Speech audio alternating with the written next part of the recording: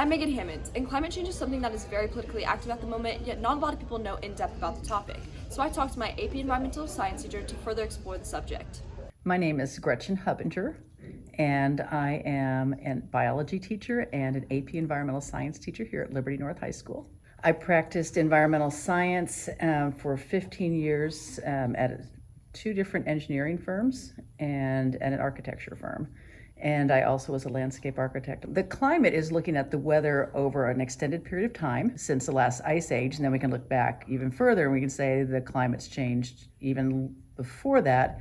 And what's happened is our global climate has gotten warmer, or it's gotten colder, and it is always in a state of flux. What we know has happened is that it is now warming at a faster pace. And the way we know that is we can look at patterns of crustaceans along the bluffs along the ocean of the west coast, and there's a top layer where the crustaceans attach themselves to the rock, and that's been rising at a regular rate since the last ice age, and then just recently it's been going faster.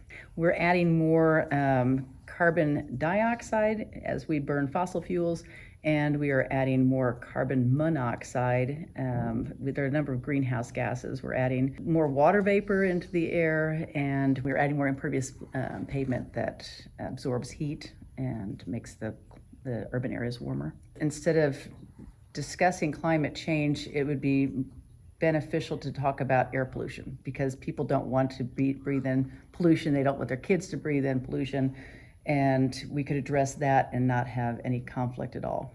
Another thing I don't think people realized is the problems of displacing all the millions of folks who live along the coastline. So we can see refugees in other parts of the world, but when you start thinking about folks in New York City or folks in, along the coastal cities, mainly on the East Coast, having to move somewhere, that it upsets people's lives, and that there's environmental and ecological and economic cost involved with relocating people.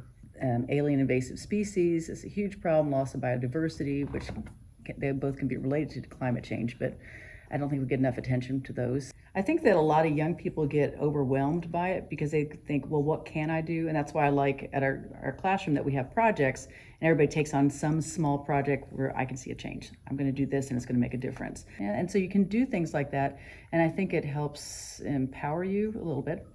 And I think it buys us a little bit more time to solve the problems, because I do think that you can, with your ingenuity, we can solve a lot of problems.